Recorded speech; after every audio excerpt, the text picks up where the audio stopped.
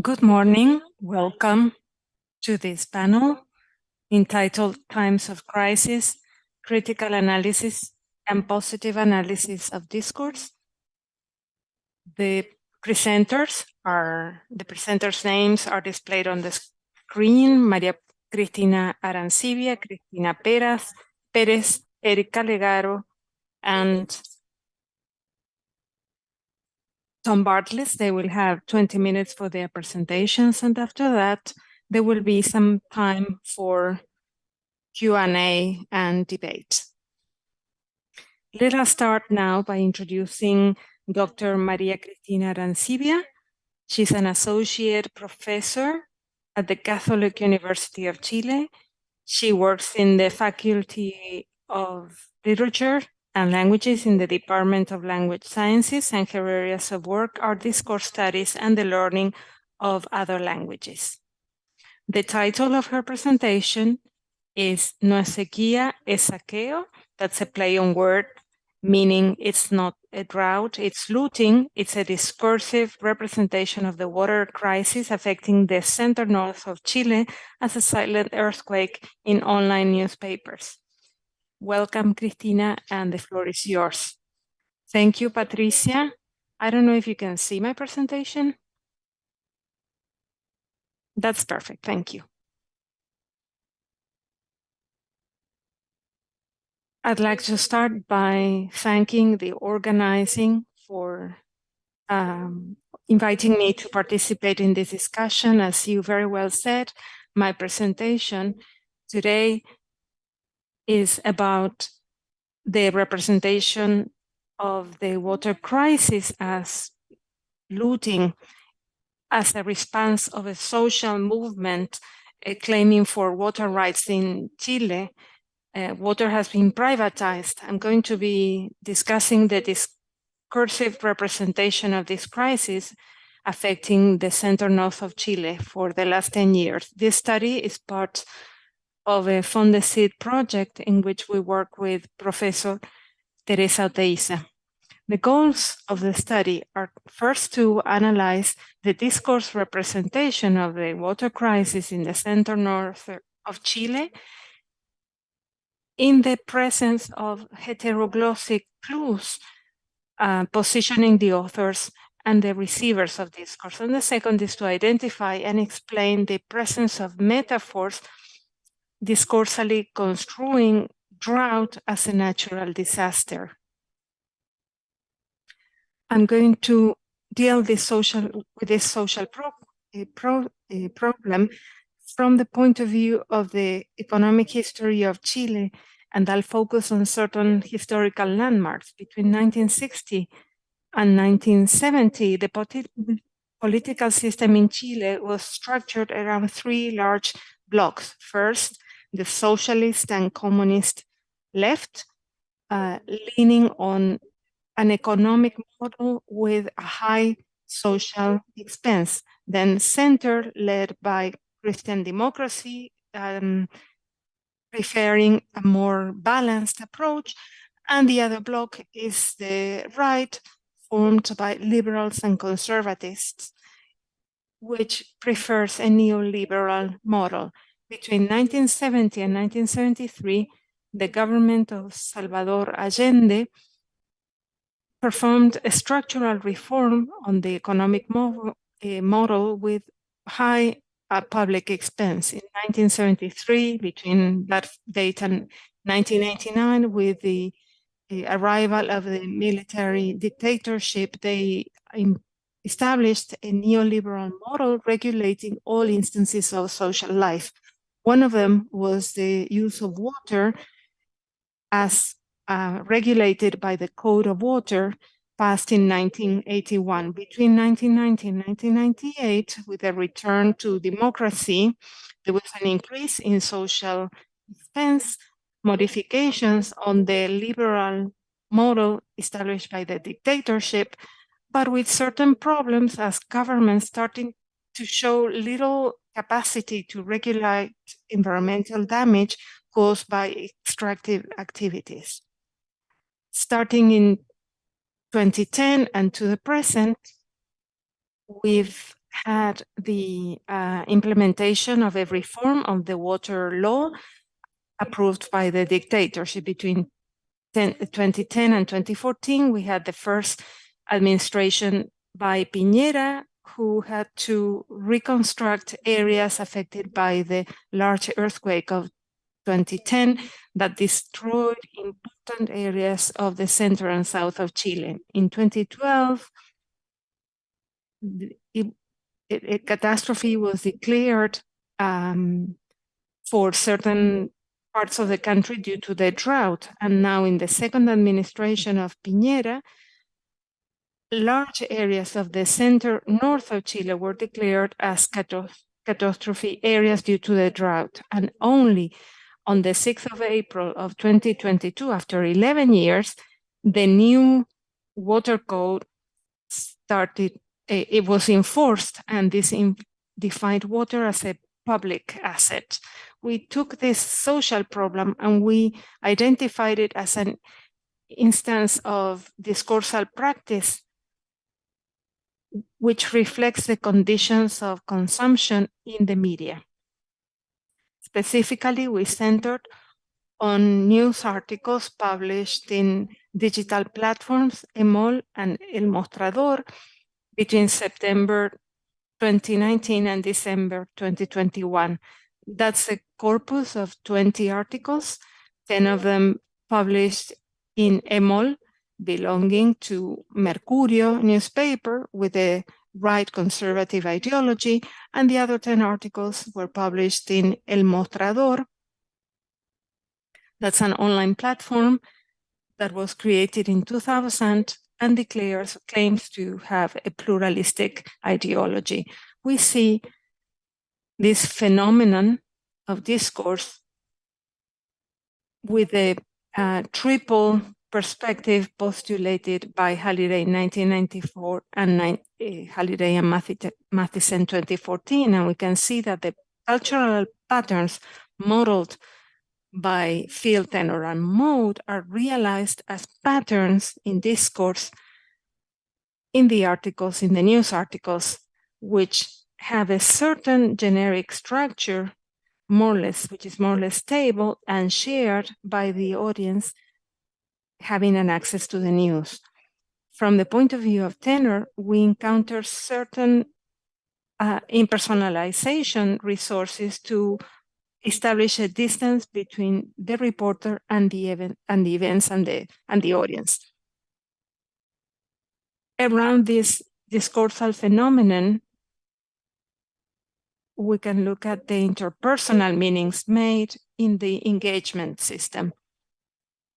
In the news articles, we see voices coming up from the government, from experts, which through expansion and contraction of the dialogic space construe different levels and different degrees of alignment with respect to how drought is construed in news discourse. Likewise, we focus on some metaphors used, expressions which are more or less conventional and direct the understanding of the audience towards a certain point of view. Out of the analysis, we discover that the water crisis is presented either as a natural disaster, while from other voices, from the vantage point of other voices, it is construed as the result of human intervention. So let's now explore the construal of the water crisis as a natural disaster, and this arises from the voice of the government. I'm going to show you the two examples. In the interest of time, we won't be able to read them, but this was published on the 8th of October 2019 in EMOL. And it shows from the title how the dialogic space is expanded and the voices attributed to the government, they are attributed a slogan, the fight against this silent earthquake, referring to the drought. Then the lead includes the expression, reconstruction. These two expressions, which have been pointed out by means of inverted commas, connect intertextually with discourses that were pronounced by the government in the first administration of Piñera with respect to the reconstruction of the country after the large earthquake. And once again, this metaphor is used because at that time, they were positively received. The drought in this example in particular, and in the body of this piece of news, is construed by the presidential voice as a natural phenomenon and the worst phenomenon in the recent history of the country, as a unique event. This with the participation of gradation resources that are going to be referring to certain distance in time, establishing it as a unique event, and other resources that intensify the effects of the drought. We also find the voice of the reporter who brings in certain positive evaluations, evaluating the action of the government in the face of the drought, highlighting that this is a new phenomenon. In the second example, published on the 22nd of December 2020, we can see once again the construal of drought as the worst phenomenon in the decade. And so through the gradation resources, it is construed as a unique event, a new event, which in the voice of the Minister of Public Works at that time, Alfredo Moderno, it's a 12-year-long event. This is done by means of gradation, and it is claimed that never in history have there been more than 4 droughts. With this reference to frequency, the novelty of the event is highlighted. However, what calls our attention is the closure of this paragraph, which by means of appraisal presents climate change as a natural phenomenon. And we, the people, Chileans, are represented as entities that have no possibility for action. The water crisis is also construed as the result of human intervention, and this comes from the voice of the academia. I'm going to show you 2 examples. One of them was published by the EMOL platform on the 8th of September 2019, and it's an interview with the current Minister of the Environment, Maisa Rojas. Maisa Rojas, who's a member of academia, starts out with a title by contracting the dialogic space, and she issues a pronouncement where she says that drought is not the only problem, and it's not only to be blamed to climate change, but we also need to focus on how water is managed. She opens up the dialogic space to suggest that there should be a profound change in the behaviors we have as a country, and there's a warning to the government authorities where she passes some judgment of social esteem with respect to the little capacity of Piñera's administration to manage water in an efficient way. In the following paragraphs, we notice that these researchers contracts dialogic space to make a pronouncement, to define, and in some cases to counteract certain information or certain erroneous ideas that have been spread by the dominant discourse of the government. The discourse of the government focuses mainly in establishing as the key point or as a key driver of drought the lack of rain and not water management. The reason for that can be found in that in the administration of water, the administration of water also involves corporations and large agricultural companies. In the last text published on the 18th of August 2021 on the climate emergency, we once again see the voice of a specialist, of a researcher, who through appraisal and from the title observes that the voice of academia has low power and low incidence, low impact on the policies that have to do with the environment.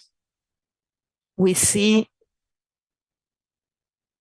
in the body of the news how the impact of the voice of experts and specialists is appraised as having little power with respect to the environmental policies in force, which are decided upon by the government. Now, in the final part of the text, we can see a contraction of dialogic space to issue a pronouncement on the seriousness of the drought, on the profoundness of the problem, and the depth of the problem, and it evokes judgment, criticizing the little capacity of the government to insist on more efficient measures for the control of the drought, and also for the more efficient management of water. Now moving on to my conclusions, which are only preliminary because we are still at work on the analysis of the texts. Starting with the water crisis as represented as a natural disaster, we've seen that the metaphor of the silent earthquake represents this natural crisis as a natural disaster where there's no agentivity or responsibility.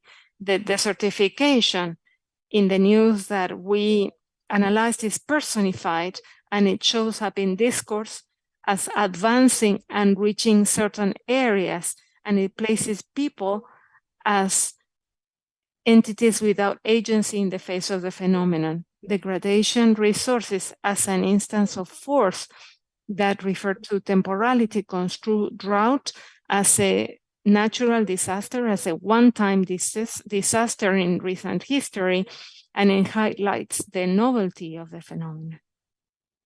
Likewise, when we analyze the texts coming from the voices of experts, we realize and we notice the insertion of collective voices that construe the water crisis differently, and they acknowledge the human responsibility in global warming and its consequences. Academic work on climate change is construed on appreciation, resources that highlight the low power of academic discourse to impact on environmental policies.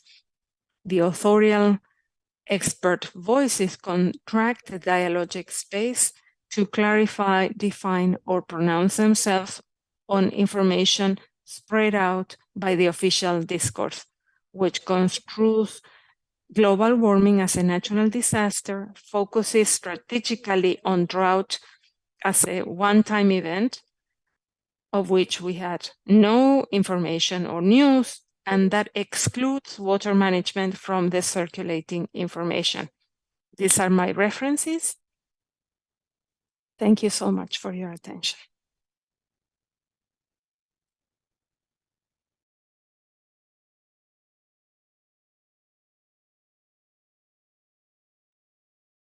Thank you, Cristina, for this very interesting presentation of two very different voices, and we'll now move on to the next presentation. Would you let me know if you can see the slides, please? Yes, we can see it clearly. Just 1 second, because there's some delay. So now moving on, we'll be listening to the next presentation by Erick Callegaro.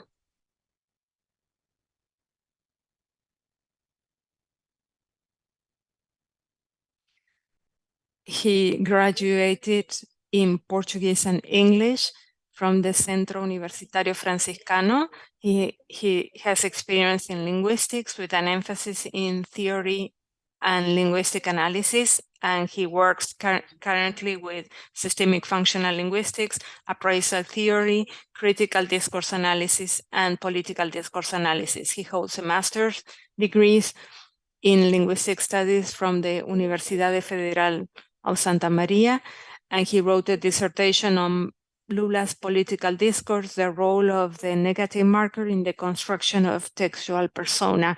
The focus of that study was the exploration of the negative adjunct no in the discourses of the former president. He holds a PhD in linguistic studies from the University of Santa Maria, where he studied the lexical-grammatical behavior of negation in the discourse of civil and military presidents, and wrote the dissertation, No is No, right?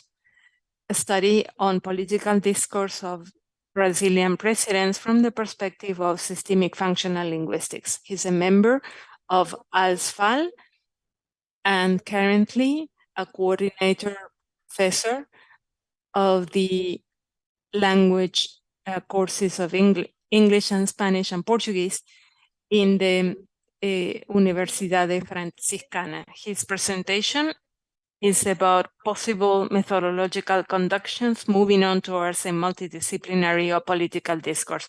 Welcome, Erick, the floor is yours.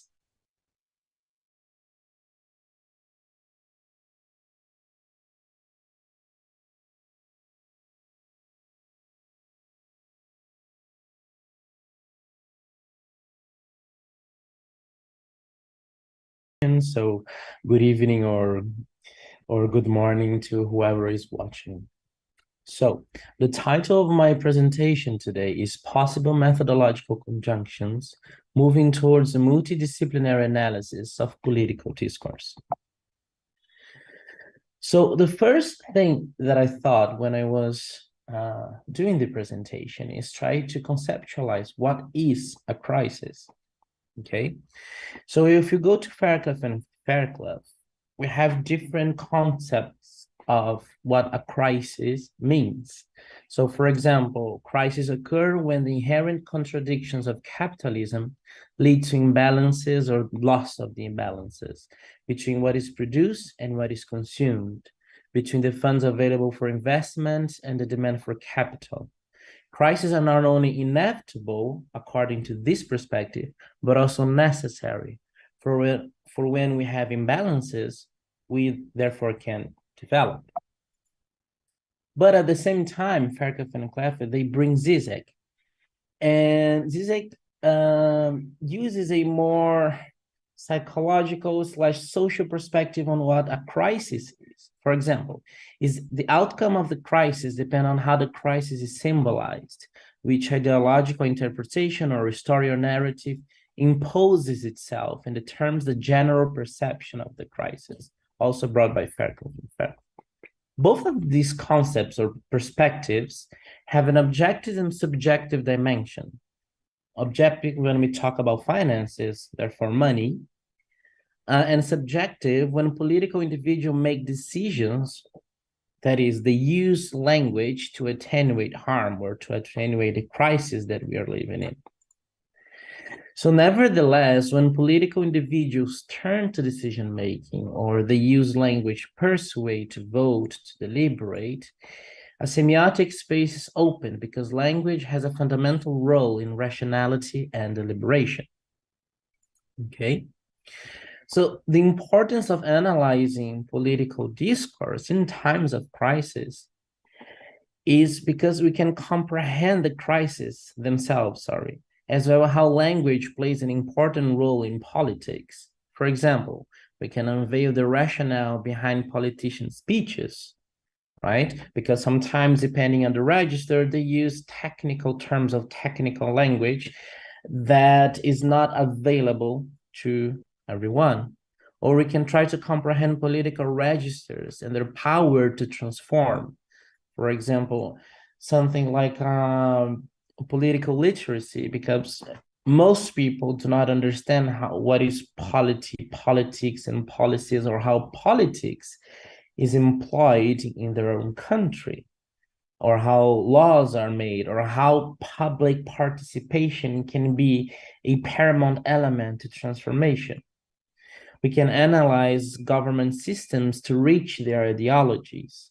For example, what kind of dominant ideology is being employed by a political party, by a political agent, whatsoever. And of course, political literacy for social empowerment and public participation. But then we have to take a few steps back to define what is political discourse. We have many perspectives of what is political discourse. Perspectives that go from very strict views on when and how and who can use political discourse to wider perspectives. For example, Fairclough and Fairclough, they use a text-based perspective in language playing a role in decision-making. So they use the dimensions of rationalization and deliberation within official places of political action. So these types of political registers, they only occur in, for example, official speeches from presidents, or official meetings in, for example, in the House of Commons, or here in my city, in the city council. So official political discourse used by official political agents. Chilton has a social cognitive perspective of what is political discourse. So political discourse is comprised of strategies to cause effects to audiences.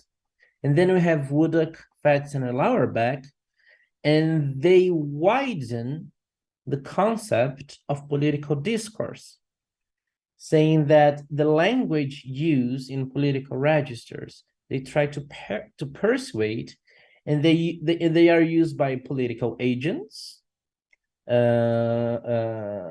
or media news agencies and the like. So this perspective that I use of political discourse, it is wider, because when we think of power in a more of a Weber's perspective and influence, not only political agents in mandate can transform by making some sort of law, transform the civil, the state of things of a society.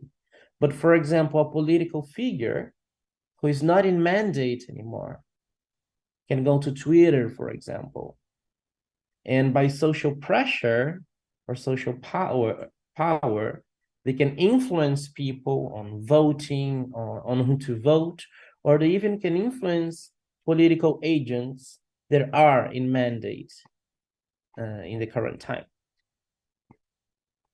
So what do they all have in common? In terms of persuasion, a political agent using political discourse, they have to talk about their project, right, in a positive way.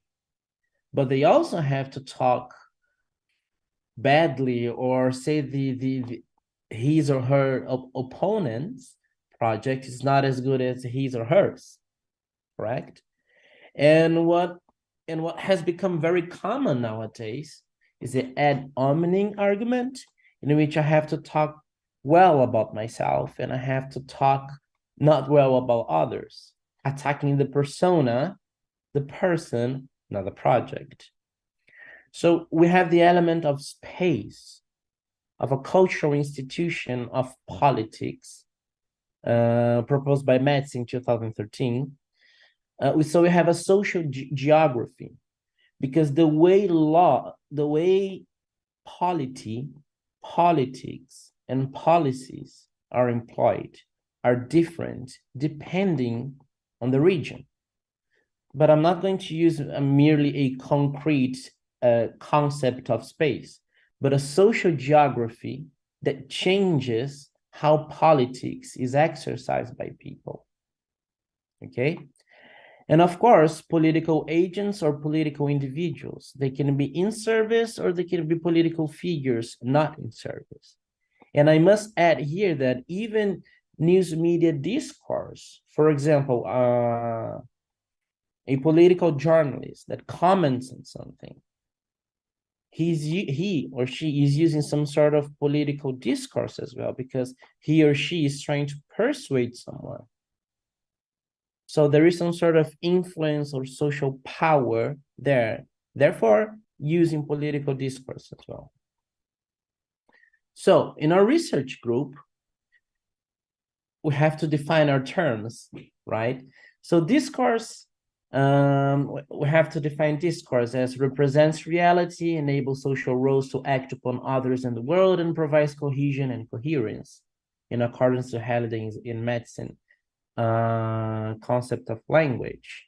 But then we have to define politics, and we have this myriad of concepts and conceptualizations about what politics is. So we used Woodduck to try to combine two concepts of politics, right, to form a continuum. So for example, politics can be an exercise, a deliberation for the greater good, Aristotle, on one side of the continuum. But on the other side, we have maintenance or struggle for power from Machiavelli. So politics in our research group is the exercise between deliberation for the greater good and maintenance and our struggle for power. So it's not a static concept, but one that we use a continuum to use in our research. So political discourse gathering all these elements is when political agents or political figures from particular social geographic contexts produce meaning in order to maintain a struggle for power, depending on their position, and deliberate for the greater good, according to social norms and laws of a particular political making, right? So this concept that we are trying to propose, he is heavily influenced by Coach Arancibia from sociology and political sciences. Because when we talk about politics, there is not just politics, but polity, politics, and policy. And when we try to analyze a political discourse from a president, from a minister, whatsoever, we need to have in mind that in that space, in that geographical space that the political discourse is being construed, there is a polity, one sort of polity, a particular polity, particular politics, and particular policies, right? So polity, we can say that it is the general parameters of political game or the structure. A substance features of polity is the minimum consensus, a pact of political agents. For example, if I apply the concept of polity here in Brazil, we are a republic, democratic, and we use presidentialism, and according to some theorists, presidentialism with a little bit of parliamentarism, okay? Politics is the exercise in itself of deliberation, rationalization, whatsoever. So in contrast with polity, politics is more dynamic, is not so static, because the substance features that it has dynamic relations among political agents, which is deliberation. So we have conflict and cooperation. And policy is the result of polity and politics, the results of the political game.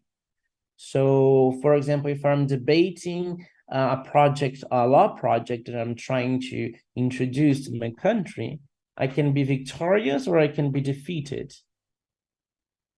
Okay. And how to analyze it, political discourse? So in order for us to avoid bias analysis, we use the principle of triangulation, meaning that we use many theories systematically to transcend the linguistic dimension. Why? Because political discourse is employed in particular sociogeographic spaces. So everything changes from one place to another.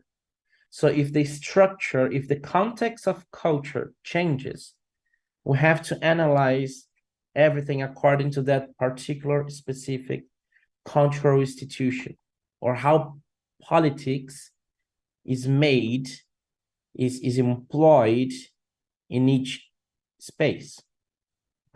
Okay. So the aim, as I said, is to transcend the linguistic dimension. That is, to bring historical, political, sociological, and or psychological dimensions in the analysis and interpretation of the discursive event, of the political discourse being employed. So, what we have to bear in mind when we are analyzing it is that political discourse is always employed in particular context of culture and particular context of situation. So its functioning is organically linked to social geographic space of the polity, politics, and policies of a place. Okay? Political registers according to Halliday in medicine, it do not occur on their own. It's always a response to another that causes others to act up. So we cannot see a political register alone. We have to see it as a discursive event, a response to something. So, for example, in my thesis, I aim to explore the lexical grammar, semantic, evaluative, and discursive potential of the mood adjective no in political speeches using systemic functional linguistics and appraisal. So I chose 100 political speeches, 50 from the dictatorship era, and 50 speeches from the redemocratization process, using, of course, corpus linguistics, especially the software Sketch Engine. But then I came to a problem, let us say, because I was going to analyze political discourse in the dictatorship era. So in terms of politics and policies, things were very, very, very different. Culturally speaking, politically speaking, socially speaking. So I asked myself, should I just report the story of the dictatorship? I asked historians about that. How do I do that? I just tell the story, I just report it. Do I have to take on a perspective? What should I do now? And I asked myself, how does one tell the story that changes the context of political culture of a country? So we used the methodology of triangulation. I brought history, sociology, political science, and linguistics to analyze the 100 speeches that constitute my corpus. Because after the linguistic analysis, or to go up a stratum to the semantic one, and then to the context of situation and context of culture, I needed some more information on how to explain my results, my linguistic results. So, for example, in terms of history, I chose an author called Hayes from a class struggle perspective to try to understand what happened in the dictatorship era and redemocratization era. In sociology, Borges and Barretos, because in dictatorship era, powers, legislative, judiciary, and executive powers, they were changed significantly. So many devices of control were put to action in that era. So I needed to explain them because the political discourses that I analyzed were being employed while devices of control were being put to action as well. In terms of political science, UNLPam, to characterize historical areas or dominant political ideologies, dictatorship and redemocratization. And in terms of linguistics, Halliday Madsen and Martin White with appraisal. So, to summarize the multidisciplinary or transdisciplinary methodology that I used, so we analyze the context of culture, the history or sociology, depending on your aim and depending on your corpus, then the linguistic analysis, and then the hypothesis. Now, the differences in the use of the modal adjunct, no or not, in political speeches of the dictatorship era, and the use of the modal adjunct, no or not, in the political discourses from the redemocratization era, right? And from that, we could perceive that political registers as volatile patterns in the decline of instantiation.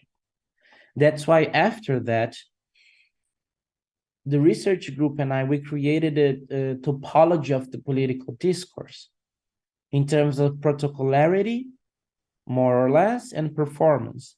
Protocollarity, for example, the rigidity of political registers like laws, norms, and the like, correct? And then in terms of the performance is the power to transform the state of things in people.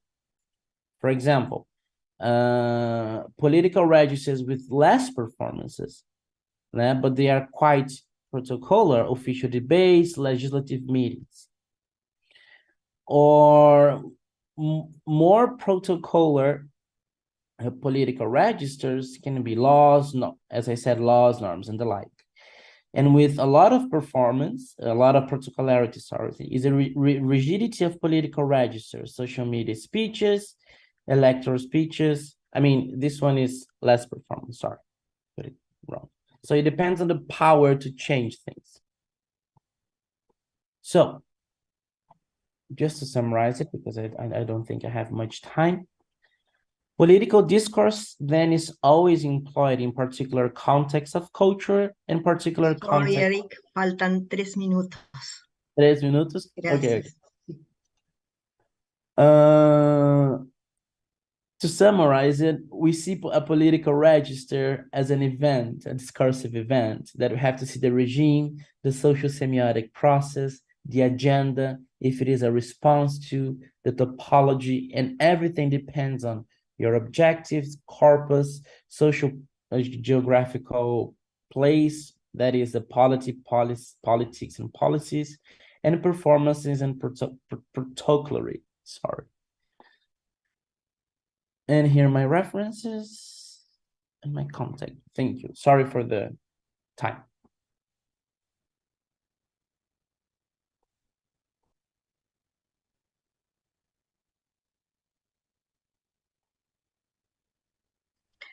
Muchísimas gracias, Erick, por esta reveladora presentación.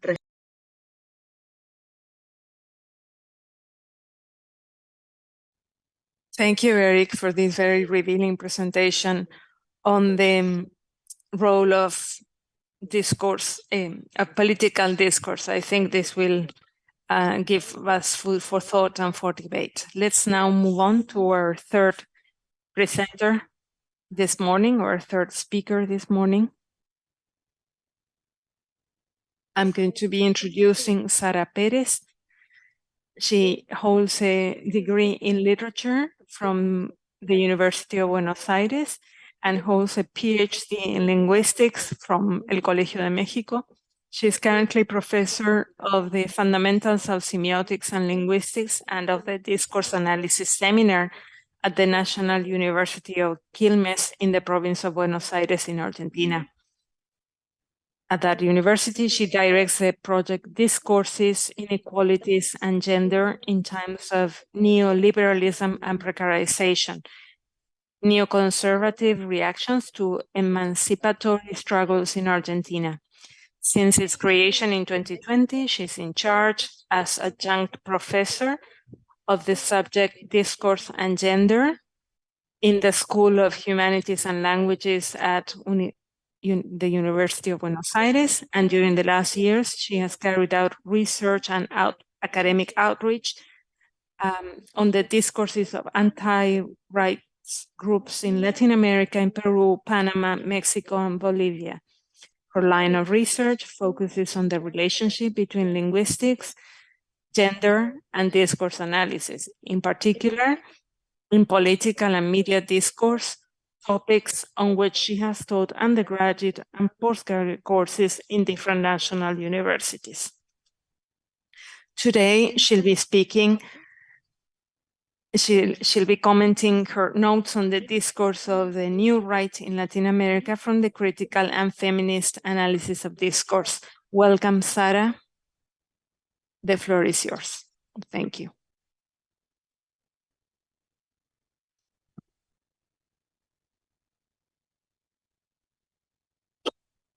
Good morning, good afternoon. I would like to thank ALSFAL for having invited me to participate in this outstanding meeting. It's very productive and very interesting. And I was very interested in what I've listened to so far. I'm very happy to be participating, and I would like to thank Patricia for her introduction. I'll quickly move on because we are pressed for time. I'll be presenting on the discourse of the anti-gender groups, but we are expanding our research. And so the topic of the presentation today is notes on the discourse of the new right in Latin America from the critical and feminist analysis of discourse. Our proposal in the research group I work with focuses, just one second, our proposal is based on the need to study the so-called new right phenomenon from different vantage points. And in particular, I'd like to introduce some general issues relating discourse analysis, the analysis of the discourse of anti-right groups in Latin America, then to characterize the discourse of these groups, which are the result of prior research, framed also in critical feminist critical discourse analysis, to then move on to the core of our work, which has to do with the analysis of an official document known as the Geneva Consensus for the Promotion of Women's Health and the Strengthening of the Family. It's a document that was signed by more than 30 countries, including the US and Brazil, and the particular specific goal is to account for the functioning of discoursal strategies in this discourse, involving lexis and grammar, drawing on the legal rhetoric on human rights of the international legal system, articulated with meanings and conservative strategies regarding the sex generic order and representations about the family. As I was saying, our research starts out with the study of the anti-right groups in Latin America. It's important to contextualize the feminist movements have achieved, have made political and legal progress together with the LGBTIQ plus groups. We've attained the enjoyment of human rights. And this has led, or together with that, you can see today, new political strategies and new modes of action from groups of the civil action, which in articulation with other actors, they seek and sometimes achieve in limiting the rights of women and LGBTIQ people.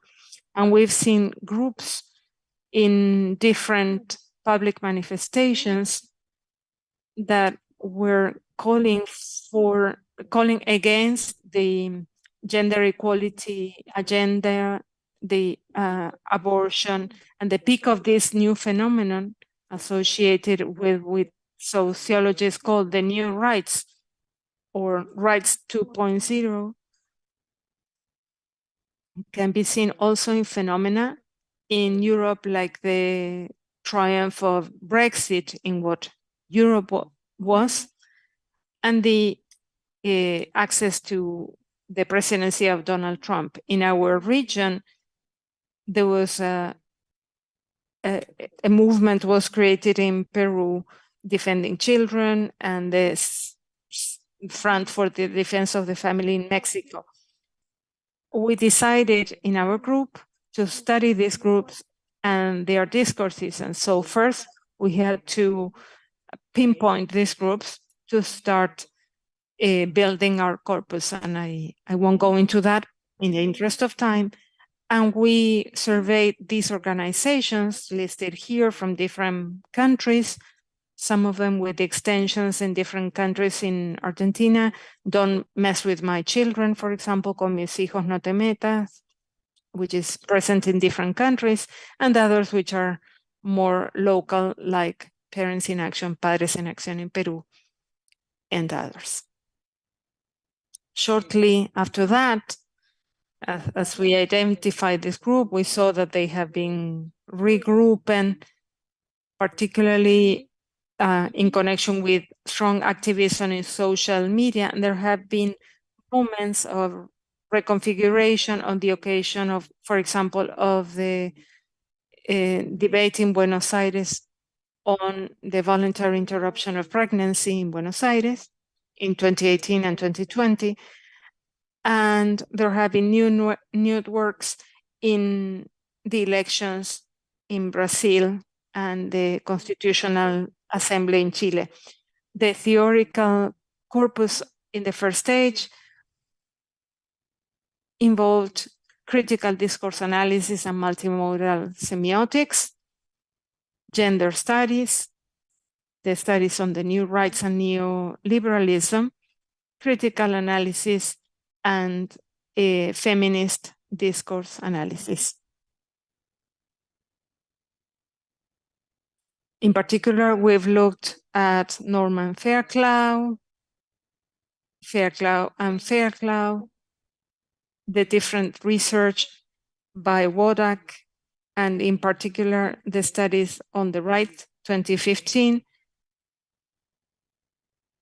and gender studies. We focused on the contributions made by Butler and the debate with Nancy Fraser, and also the new rights studies, neoliberalism by Wendy Brown and Wodak.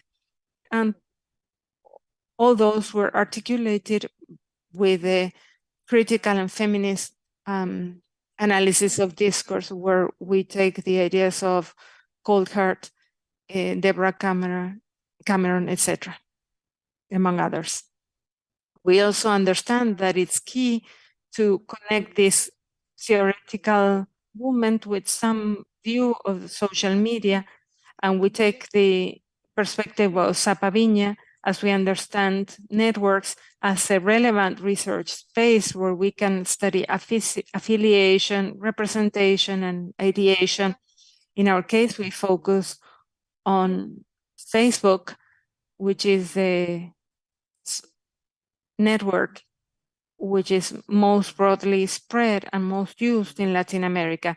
It also allows us to access the corpus relatively easily. I'm going to move on quickly on this first part. In our research in the first part, I was saying until July last year, we explored the discourses of these groups. I'm going to be presenting a brief summary of findings that I have prepared. I have presented in other conferences, in ALSFAL, ALER, and others.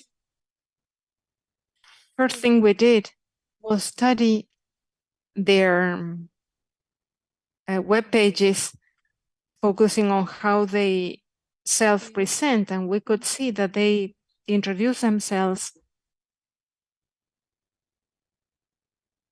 focusing on their organization as independent citizenship, independent from a religious organization, and in connection with demands connected with the family, education, with national values and family values.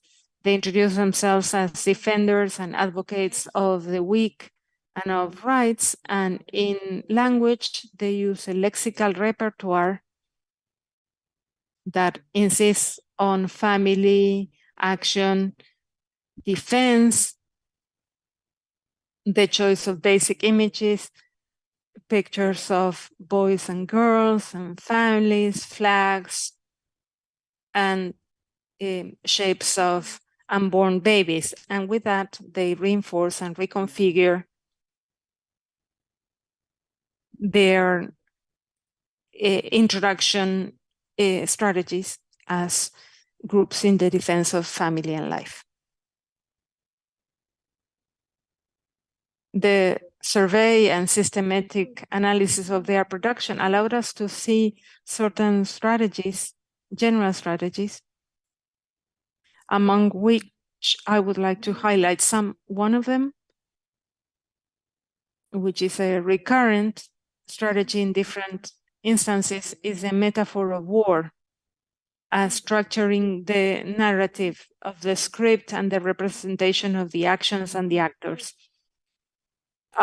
We is construed as a defender of the family against a threat, and this threat is enacted by them, construed as an enemy, the radical feminism, but also the United Nations and the state, the national states in others, through the resource of a weapon, the imposition of what they call a gender ideology. It's a construct they call gender ideology.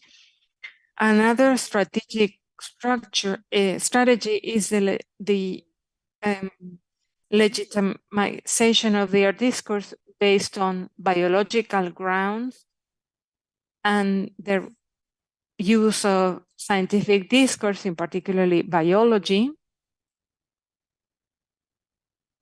just as, on the other hand, they use color as a way to construe in visual discourse the representation of a certain sexogeneric order, binary order, complementary order, that is echoed later with the view of heteronormative perspective views. I'll have to speed up a bit because I'm not sure I'll stick to time. And in the textual production of this discursive production of these groups, we find resources of intertextuality and interdiscursiveness that interacts with liberal discourses about the state. The state must be out of their lives. The priority of education of children is with the family. They use nationalistic discourse. They vindicate national values, also sovereignty with respect to legislation regarding human rights, and they construe enemies, organizations like George Soros, the World Bank, the UN, and foreign radical feminist. Then there's invocation of religious discourse. And last, there's a topic we want to go back to, which is appealing to the rhetoric of human rights to reinforce their arguments around certain topics having to do with the gender agenda.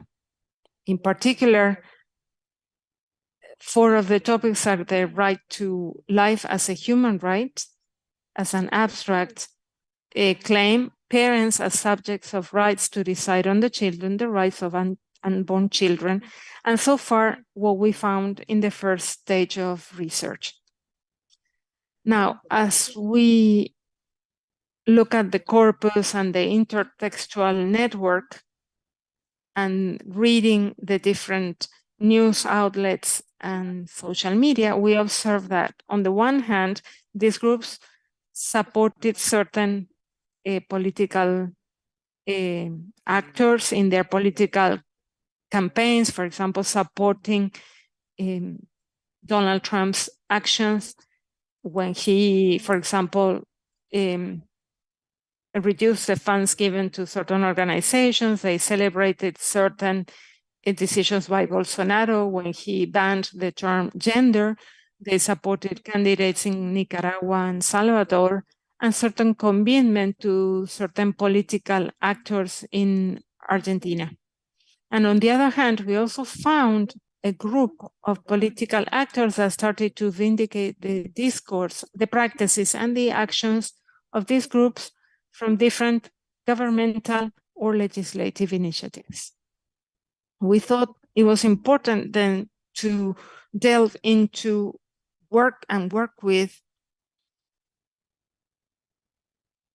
as we were exploring anti-right groups, we wanted to see how the discourse articulated with the emergence of the new rights that has been under study in Europe, in the US, and in Latin America. And so we started to follow a theoretical line, as Erick mentioned earlier, searching for middle range theories on the new rights and the emergence of discourse that is connected with very conservative perspectives from the moral point of view. And that's why we use the category of new rights or rights 2.0. And we took Wendy Brown's perspective to see how identities become configured and how gender relationships are construed in the political discourse of the new right. And so we started to trace 2 topics that came up between 2020 and 2021 and 2022, which have to do with the problem of abortion or the voluntary interruption of pregnancy and sexual rights, and the debate and politics around the inclusive language in the region. For this study, for this presentation, I concentrated on the study of the Geneva Consensus Declaration promoting women's health and strengthening of the family. This is a document. It's official, signed by more than 30 countries, produced in 2020 on the occasion of a worldwide assembly of the WHO, which was canceled later because of the pandemics, and this gave rise to, in principle, 29 and then 34 countries. They signed a declaration in which they commit themselves to promote the right to health, to promote women's health, and they anticipate that they will submit this document with the UN. The sponsoring countries originally in 2020 were the USA, Brazil, Egypt, Hungary, Indonesia, and Uganda. in our continent, Guatemala, Haiti, and Paraguay signed it. The textual characteristics of this declaration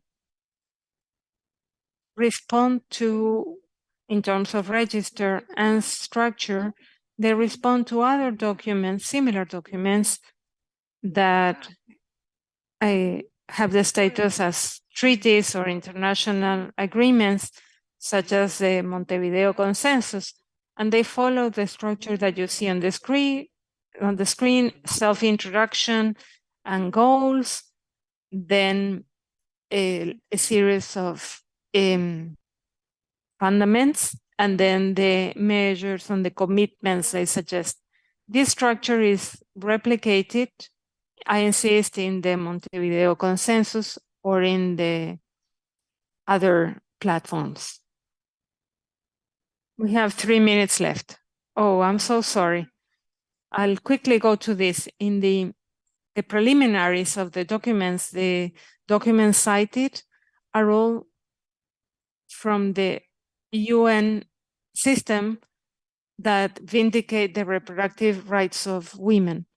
However, I won't go into detail. When we analyze this with appraisal, we were able to see certain aspects having to do with heteroglossic phenomena in the field of engagement that interact with force and focus, but I'll go to the final findings. We found that there's a process of selection of the other discourses of recontextualization, and this allows them to focus on the human rights of women and girls, but mostly on the right to life, the commitment with pregnancy, and the focus on family and motherhood. And they highlight, we have more focus, the equality of rights,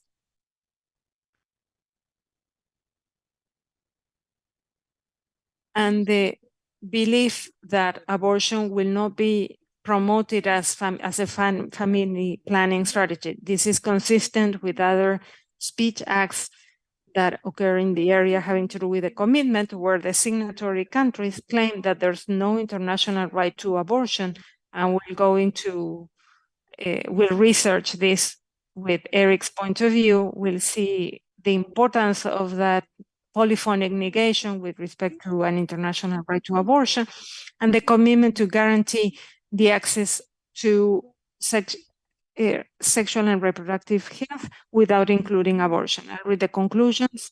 I apologize. This is where I wanted to come to. We find the texture of voices recovered from the legitimate documents is configured so that they can consolidate a conservative discourse with respect to women and the family, and thus the sexogeneric order. The focus on abortion and its limitation and restriction in the framework of the access to health is also very closely related intertextually with the debates at place in different countries, particularly in Latin America, with respect to legal, safe, and free abortion as a central aspect in public health. And so what we find here is also an intertextual dimension, interdiscursal dimension that was feasible because we worked with a critical and feminist discourse studies. These were assets that we could use, particularly with the contribution of Worak, that allowed us to contextualize the production of new meanings. And we worked on an analysis, a linguistic analysis, that rested on the theory of appraisal, in particular of the heteroglossic phenomena in combination with force and focus, with gradation resources. We understand that, as it happened, as we found in previous research, that this is a productive dialogue between different contributions of systemic functional linguistics, critical discourse analysis with a gender and feministic perspective. This allows us to contribute to the study of the processes and construal of identity with discourse, but also we believe will allow us to make contributions in an interdisciplinary dialogue we have initiated with political science. This will allow us to contribute to the study of processes of the emergence of new rights in the neoliberal context in our region. Thank you so much. Thank you, Sarah, for this very interesting presentation with such a wholesome and multidisciplinary approach to the discourse of the new rights, which is very much connected with what Erick said. I think we'll have an interesting dialogue in a moment. Let's now move on to our last presenter in the panel.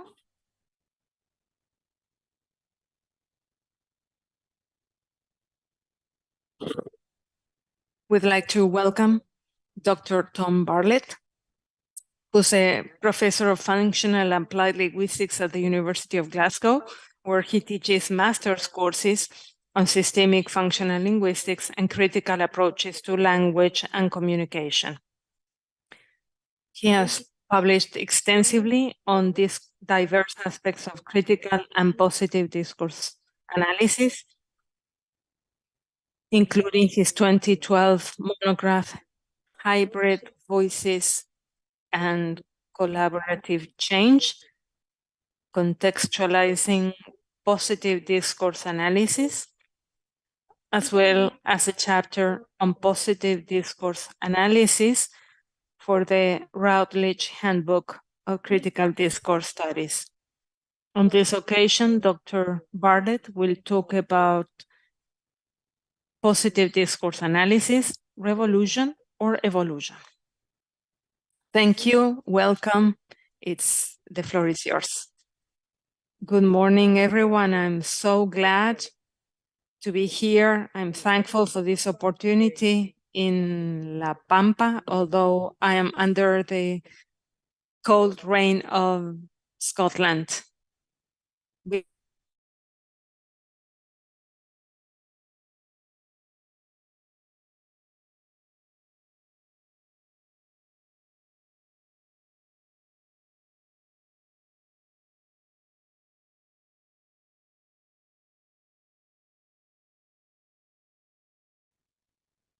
So today I'm going to just present a little on the idea of positive discourse analysis, something I've been thinking about in my work, in my monograph, as was mentioned.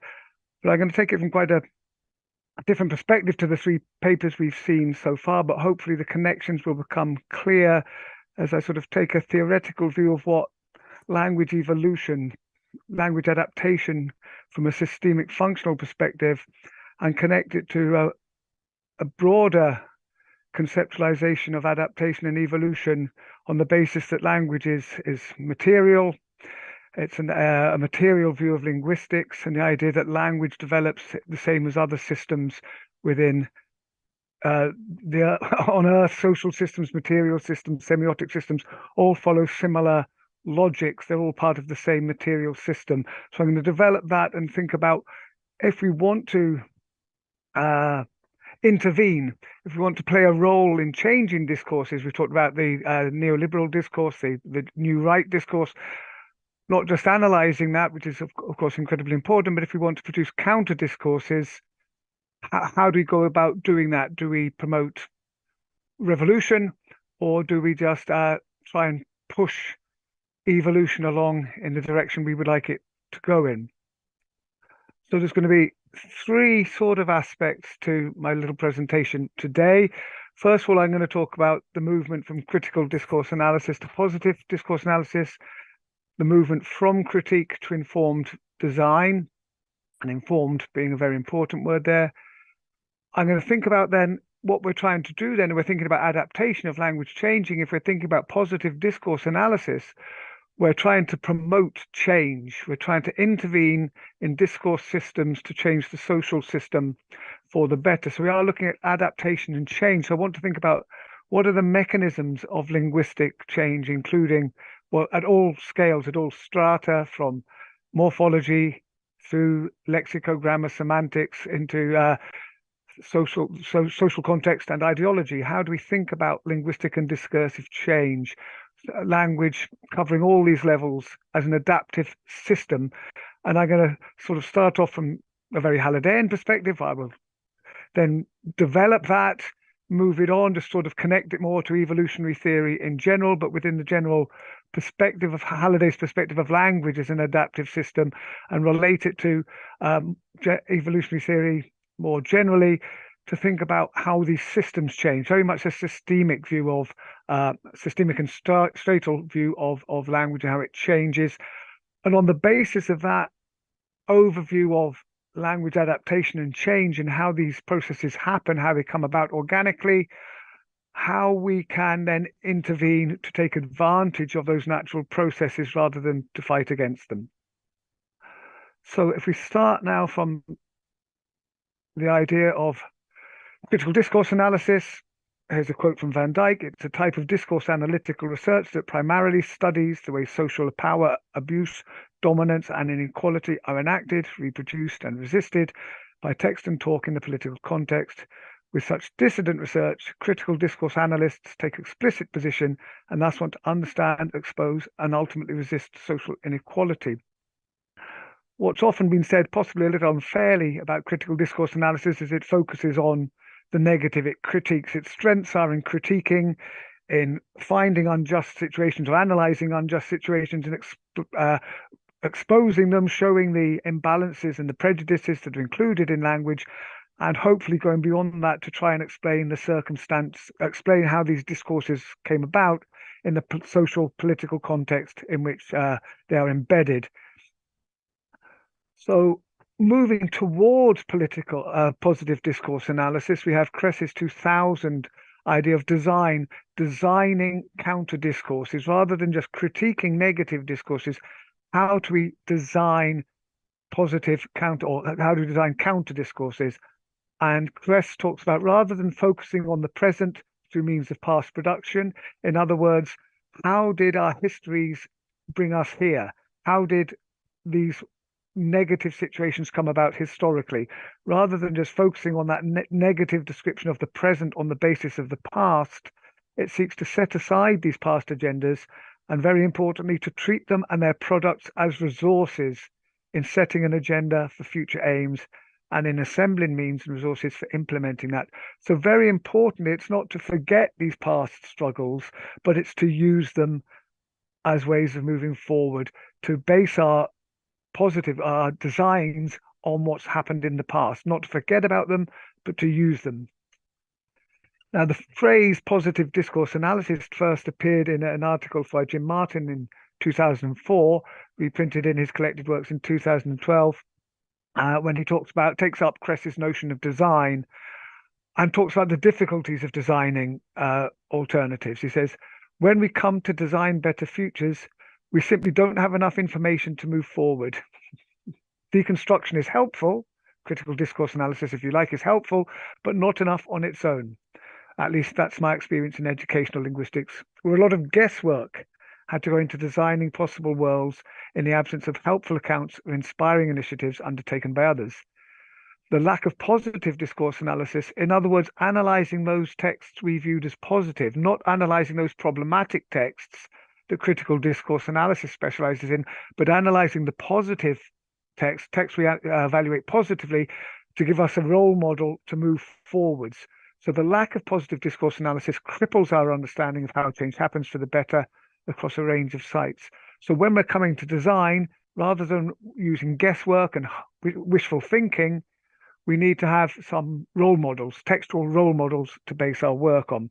So that was positive discourse analysis, therefore, is the analysis of texts we evaluate positively in order to use them as templates, as role models.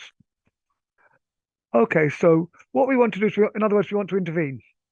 We want to change the direction of current discourses. We want to intervene in natural language evolutionary language adaptive processes. So let's have a pull back a while and think about what does that language adaptation, language change look like from an SFL perspective. And we know, of course, that language views it as a social semiotic. It's a means of interaction in a social world. It has social meaning. And Halliday's famous aphorism, language is as it is because of the functions it has evolved to serve in people's lives. So it's social and it's functional. I take this quote on its own as being a little bit teleological, a little bit as if language has got a goal, that we've got social life already exists and language evolves to suit that, to match that goal. And I think we need the other half of this aphorism, which I'm sure Halliday implied, which is society is as it is because of the functions language has allowed it to fulfill. So in other words, rather than saying we have this social system and language adapting to suit the social system, we also see the social system adapting on the basis of the affordances that language gives it. So the two grow together. They grow at the same time. It's a co-evolution, co-adaptation. So I'm working with my colleague Gerard O'Grady, who I've been working with a long time from Cardiff University, and we've just got a monograph in press where we're taking this logic of language evolution from a Hallidayan perspective, functional, systemic, and stratal, and we want to produce a material view of language that accounts for language from the morpheme throughout all the way up to discourse, using this drawing on or referring to a series of processes and properties which are repeated at all these different levels. So the aim of the book is to identify a small set of processes and attendant properties that recur repeatedly within and across different orders of linguistic organization, and which demonstrate, in the words of Ruqayyah Hassan, a continuity from the living of life on the one hand, right down to the morpheme on the other. The process and properties interact in complex ways with other properties of language, both substantial and accidental, and their role in the reproduction, adaptation, diversification, and complexification of language can only be properly comprehended when language is seen as one system within an indissoluble triad alongside the embodied mind of the individual speaker and the network of relations between individuals that we call society. So we're sort of going a little bit, we're expanding the SFL theory of evolution to move up more towards ideology. Of course, we do this all the time in SFL, but to theorize that a little bit more, but also to take on board embodiment, the human mind, the human brain, which is often neglected within SFL, and to show that these three systems, though they can be seen as individual systems, operate together in an indissoluble fashion as a larger system. So at the moment, in the first book, we talk about the embodiment, and we want to show how these processes of functional semiotics, social semiotics, and stratal systems can be used to explain very basic linguistic processes, but how these amplify, how these evolve, how these expand to create meanings at higher orders. And at the moment, we've gone from phonemes all the way up through the grammar, through semantics to the text. And in the second volume, we'll turn very much explicitly to ideology, to political systems, to social systems, based on these same reproductive capacities, these same adaptive properties of language. So let's connect this then with semantic theory, evolutionary theory in general. And I got the opportunity, I had to review a book for a publisher, and as usual, they offer you lots of books, and you have to choose through and find a book that seems to have a relevant title and order that and hope it will be relevant. And I found a book called The Semantic Theory of Evolution. So that sounded great. So I thought it would be all about linguistics, but it wasn't really. But it proved to be very useful in the end. And it was because it tied natural material evolution to semantics in terms of systems theory. And rather than talking about natural selection and the selection of mutations of novel features to do with natural selection and reproductive advantage, it makes a very important point that before any feature can be selected and have a reproductive advantage, it has to survive in its environment. Before it survives within its own system, there's no opportunity for it to be selected going forward. So in terms of evolution from the very beginning 6 billion years ago to linguistic evolution, it is saying that the primary mechanisms of modification are evolution by natural conventions. This is what it means by semantics. This is a place within a system of meanings, whether it be material or semiotic. First of all, any novel feature, any mutation has to survive within its system. Only then can it be selected to adapt for environment, to the wider environment, for its function in the wider environment. It has to exist in its own right, to survive in its own right as a system within a system before it can be chosen for adaptation. And I think that's, I'm going to try in the rest of this talk to relate this to discourse analysis and positive discourse analysis, if you like. So what is it saying? Let's think about connecting this Barbieri's view of a semantic theory of evolution and classical Darwinian evolution to Halliday. Before natural selection is possible, a mutation or novel feature must be viable as part of a larger system of relations. It must have a place within that larger system of relations, and that system must survive. The feature must fulfill a function in the system in which it is a component. Okay? Before it can be chosen going forwards, it has to survive within that system. But also, because it's being introduced into this system, because it's a new feature in an existing system, it perturbs the relations within that system, to use Halliday's metaphor of perturbation, but it must also improve the functioning of that system at a higher level.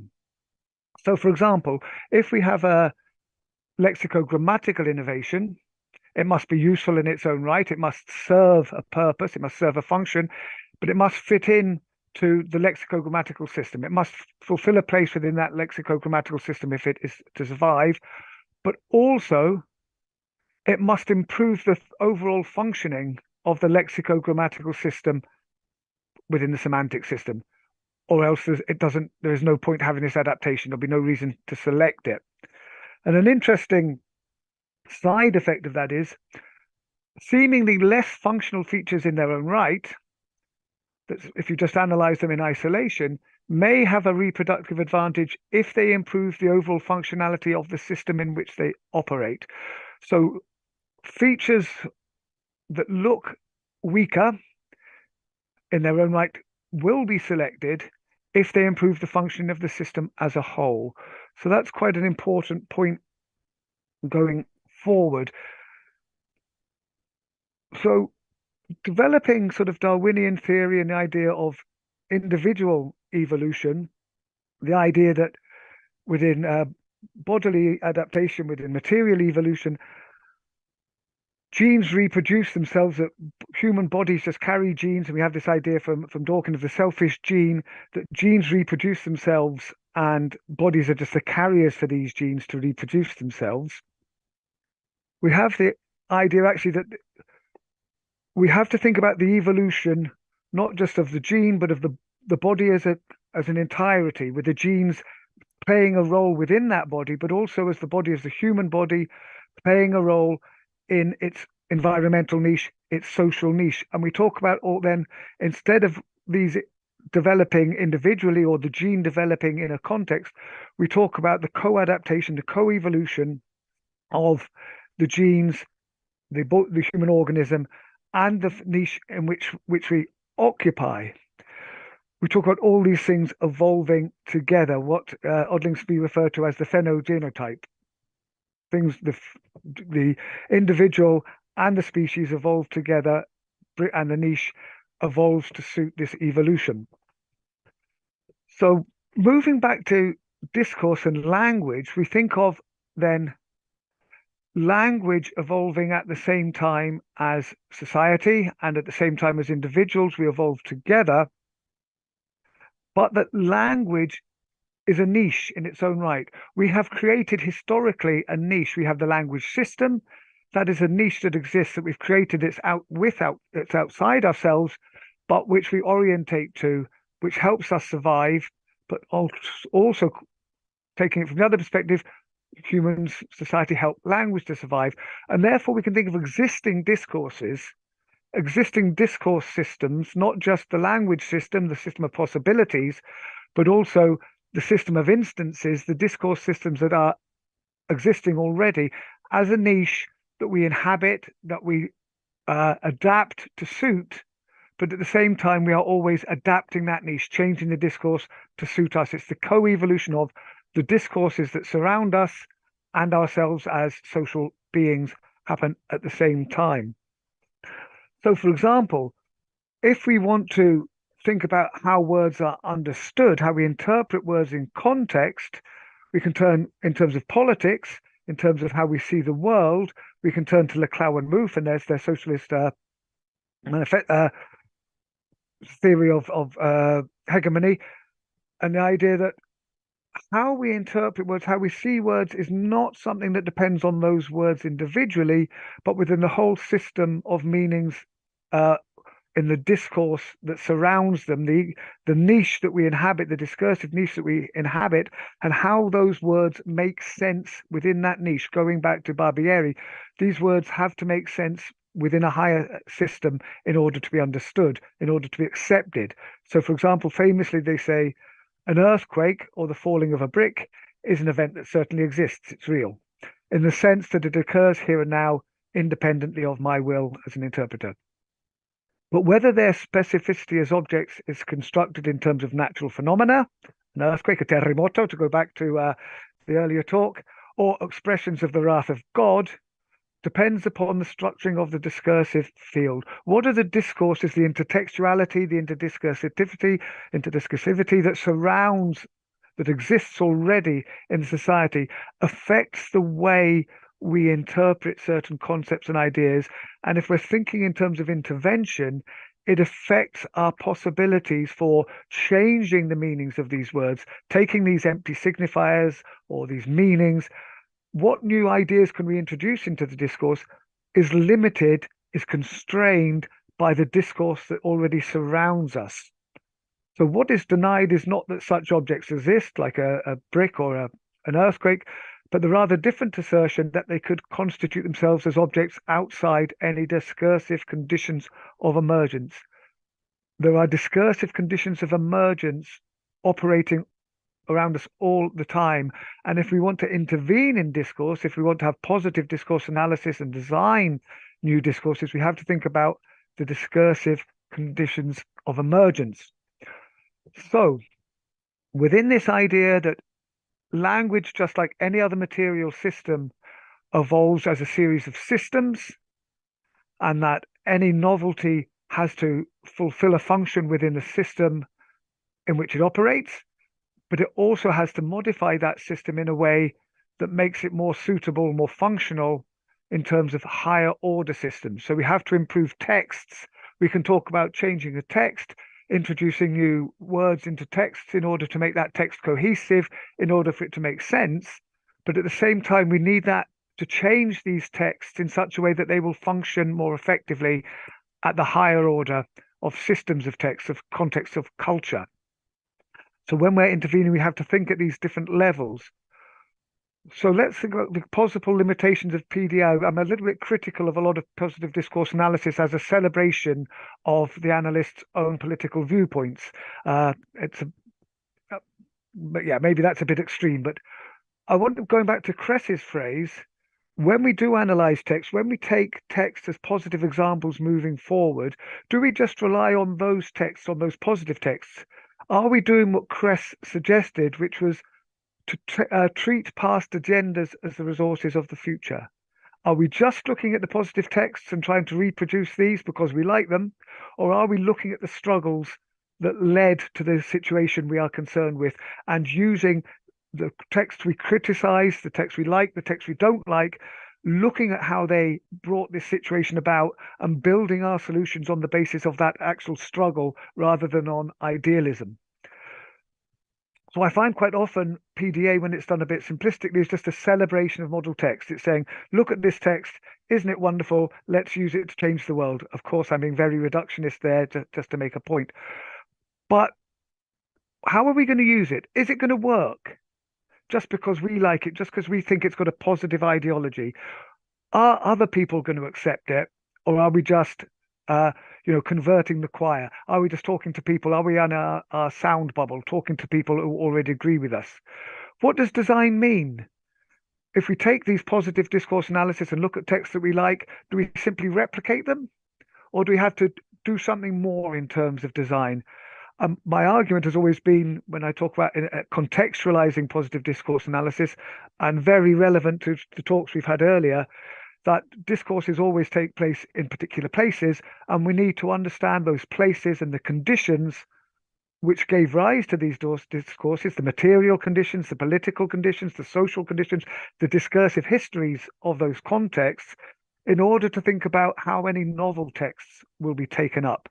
When we try and innovate, when we try and design new texts, we have to think about the conditions for the uptake of these texts, rather than just saying, are they ideologically sound? We want to say, will they be functional? Okay. So going back a little bit to evolutionary theory, and going back to the very origins of language, and the idea that of animals producing signals, communicative signals, how did language arise? And this long debate about language, deception, cooperation, and trust.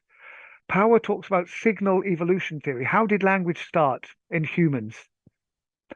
Deals with the emergence, function, and design of animal systems. Maynard, Smith, and Harper define a signal as an act or structure which alters the behavior of other organisms, which evolved because of that effect, and which is effective because the receiver's response has also evolved.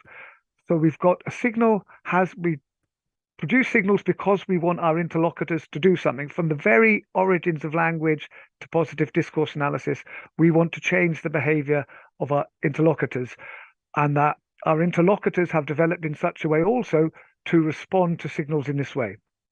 But here's the important point. From the very beginnings of language evolution to positive discourse analysis in the 21st century and beyond, this means that it must, on average, pay the receiver to behave in a way favorable to the signaler. For this to work, the signal must carry information of interest to the receiver. That information must be accurate often enough for selection to act on the receiver's response. In other words, for communication to evolve, for signals to develop, the interlocutor or the sender and the receiver must be interested in the message. There is no good standing there preaching if the people you're preaching to don't get a benefit from what you're saying. So we have to design our critical interventions in such a way that there is a benefit to the people we're talking to. So we talk about material change and organic change. Life is not designed. Life is random. Life is organic. It is the mutation of particles all the way through. If they function, they naturally have advantage and are reproduced. This is organic change. But because we as humans can reflect, we can think about things, we can control change a little bit. However, this does not mean that we can forget the organic processes by which change continues. So if we want to intervene, if we want to design text, if we want to design discourses by reflection through technology, we have to consider how they will fit in organically to social society and language around us. We have to consider these historic processes of material change and organic change if we want our discourses to flourish and to be accepted. So, rather than... Tom, estamos a 3 minutos. Perfecto, yo también Gracias. A 3 minutos. Gracias. Okay. Okay, so we have to think about going back to the design, rather than just celebrating texts that we think are ideologically sound and are progressive. We have to ask ourselves, what were the material, social, and discursive conditions of possibility that led to the current situation? But also, what are the emergent potentialities of the present situation? What is possible as the next step? And this brings us back to Vygotsky's social psychology and the zone of proximal development, working with people on the ground, working with people in the context, not to say what's the best possible future we want, but what's the best next step that is possible, that is emerges from the current situation and can be adapted into the organic processes of adaptation, discursive adaptation, going forward. And we have to think in terms of not only producing cohesive texts, finding new ways of speaking which hang together as systems in their own right, but we have to think about how those texts operate within the next system up, which would be the cultural context at the local situation. So just producing a text that is coherent and positive with new ideas in it is great, but that has to function as well at the next context up, in other words, in the society. One example of that is Felicitas McGilchrist. You've got the quote here. She did a study on how do you get counter discourses to appear in newspapers. So, for example, how do you get left-wing discourses to appear within right-wing newspapers? There's no good writing these articles if no one's going to publish them. And sure, of course, there's an advantage. We can write left-wing articles, progressive articles, and publish them in the left-wing or progressive press. But if we really want to change society, we want these to be published in the right-wing press, because these are the people we want to change. Well, I do anyway. So she studied that, and she came up with the idea of radical reframing, which takes on board the interests and the ideas that are being discussed in these newspapers, engages with them. It doesn't just contradict them. It doesn't just say, no, you're talking rubbish. It engages with them and then inverts them. So it's taking the conditions of possibility and thinking, what's the next possible step? What's the zone of proximal development? How do I engage those readers? How do I make sure there's something of interest to them in understanding my signal before I say something new? So, in other words, it's not just discourse and counter discourse. We want maybe a polyphony. I always feel a bit guilty about, as I grow old, I've just turned 62 weeks ago, moving away from revolution and the revolutionary fervor of youth. And I feel very guilty when I talk about being pragmatic or evolutionary. But I think that's the way to bring about change. So I've got a little caveat that actually I think we need all these voices. We need the revolutionary voices as well, but we need lots of different voices all engaging with them in different ways, making change possible at multiple levels. It's certainly not just a question of this lack of engagement between these two monologic stances, each of which says no to the other. In rhetoric, there's the unconditionally innocent and the unconditionally guilty. There's complete victory and destruction of the opponent. That's no good. In dialogue, the destruction of the opponent also destroys that very dialogic space where the world lives. If you destroy your opponent, you destroy dialogue. Only a polyphonist can sense in the struggle of opinions and ideologies an incomplete dialogue on ultimate questions. So rather than propounding our ideal situation as a counter discourse to the what we see as negative discourses, we've got to engage with those discourses, find ways of encroaching upon those discourses, following the logics of evolution, which carry on from the microorganism through society, through discourses, how systems reproduce, how they catch what we need for reproductive advantage in our discourses, just as much as within our genes. And that means interacting, finding places where are, fertile spaces, but also having multiple voices interacting with each other in lots of different ways. And at that point, maybe a little bit more than 3 minutes, I'll finish my talk. Thank you very much indeed.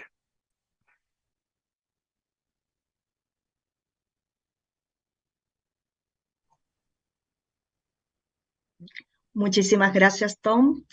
Tenemos un pequeño delay con el... Thank you, Tom, so much. I would like to thank also the rest of the presenters. I'd like to thank the people who are connecting through YouTube, who have sent their congratulations for the 4 excellent, compelling presentations. Very briefly, we've listened first to Cristina Arancibia about the water crisis in Chile, and she distinguished 2 voices, one talking about the crisis as a natural disaster and another one as a result of human intervention. Next, we listened to Erick Callegaro, who spoke about a multidisciplinary analysis of political discourse, highlighting a number of points like the role of persuasion, social geography, and the need to transcend the linguistic to triangulate with other areas in order to analyze from the point of view of the interplay of politics as rigid and politics as a transforming power. Next, we listen to Sara Perez about the discourse of the new right in the precarization context, and she focused on the Geneva Consensus Declaration, where she integrated appraisal, feminist, and critical analysis. And finally, we listened to Tom Bartlett, who dwelt on the evolution and co-adaptation of society and discourse, and who posed a challenge of how to incorporate into the agenda positive discourse analysis, not destroying adversaries, but creating a polyphony of voices. With this brief summary, I'll leave some room now for the panel members to debate, to polyphonically engage with one another. And the second, a moment for questions and answers for questions that we may see in YouTube. YouTube, by the way, has some delay. We have about 10 minutes, but we'll try to make the most of them because time is cold. The floor is yours. I wanted to start, if you will allow me. May I? Yes, of course. After listening to my colleagues, I don't have a question, but I have a reflection. I see that our topics with Sara, we have ecosystemic topics. The environment touches upon not only on the climate crisis is also a humanitarian crisis, a human crisis, a crisis in human values, but we approach them from Erick's point of view through political literacy, informing people so that they may understand the political discourse is key. But I found the idea of not destroying the opponent, as Tom says, the opponent, I found it excellent because you generally present these discourses, two voices. In Sara's case, or in my case, we see the two opposing voices. I think that before opposing the voices, we have to integrate them. As Tom claims, we have to acknowledge them. We have to acknowledge them as part of the world. And I also think it's important to integrate them into the change. From Erick's proposed political literacy, how do we go into the classroom, how we speak among us with other groups, etc. Thank you so much. That's what I wanted to say. Thank you, Cristina. The floor is yours. Anybody? Would anybody like to continue?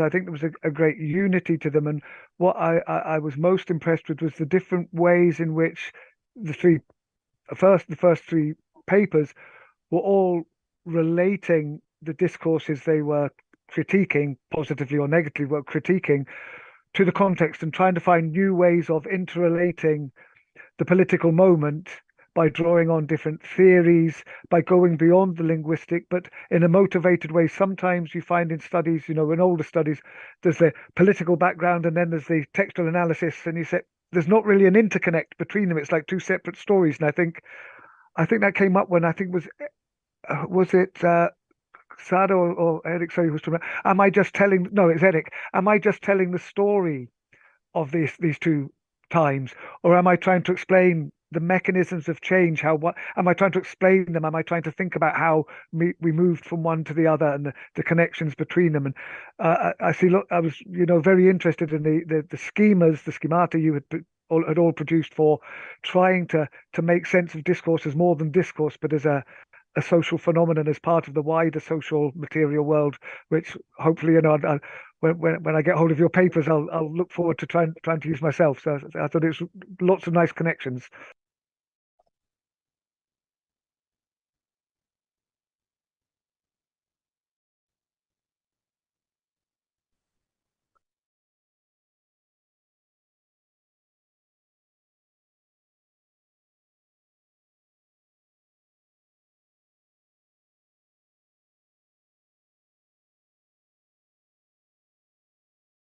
Something that happens quite often is that a hyper politicization or under politicization, higher politicization, when political agents use very, very, very technical terms or technical discourse, so that is not accessible to other people. That's why right now I changed the project that I'm working on university to political literacy. How can I summarizing, how can I teach people about how politics work, or for instance, in how politics work in Brazil, starting from how a law is made and how the agendas are constructed, or how can you participate more in terms of the political exercise of your own city, for example. And a lot of people don't know that. I think this is a quite common phenomenon around the world, that people do not know how to participate politically, even in the politics of their own city. So I'm trying to change that a little bit, at least locally speaking.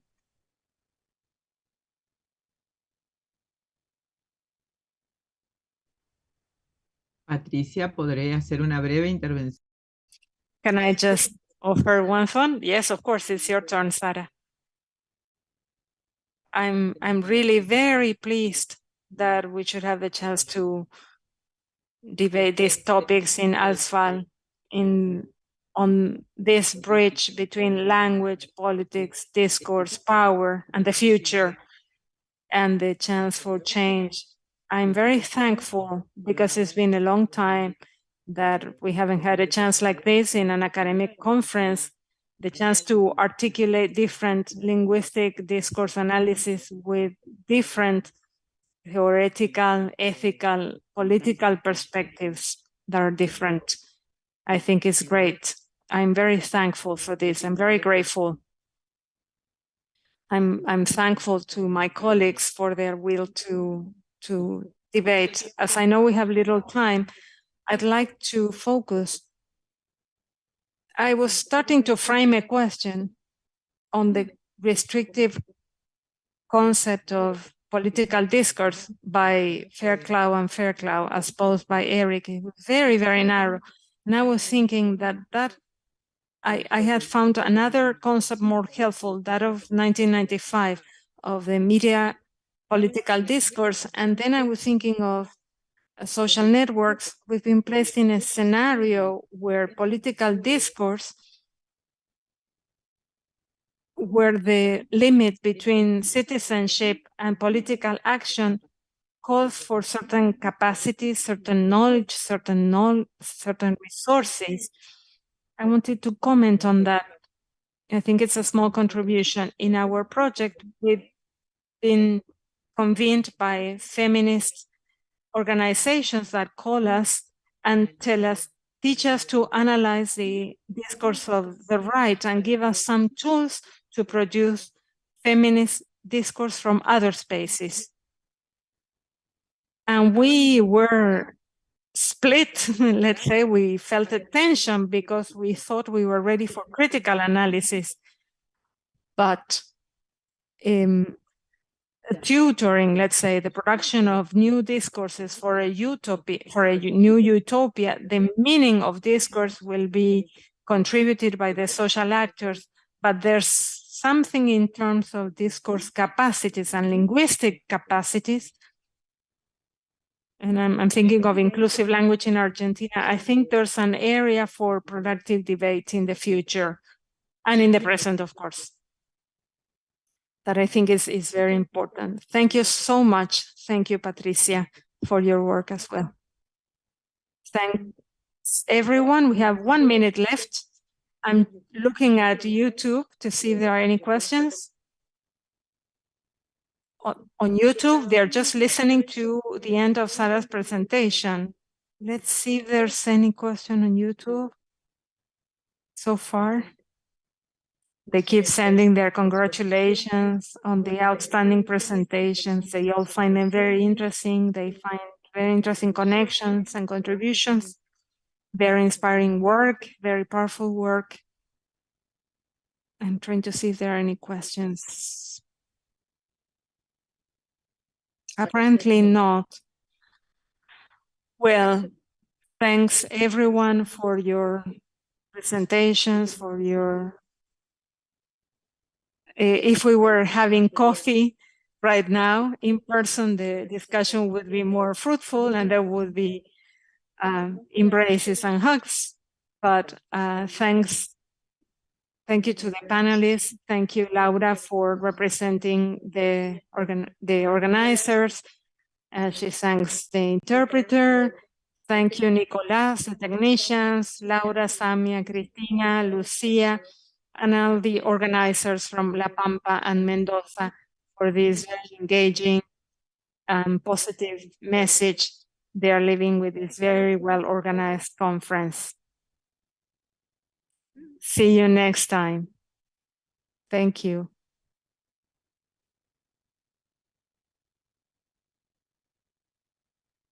Goodbye. Goodbye. Thank you.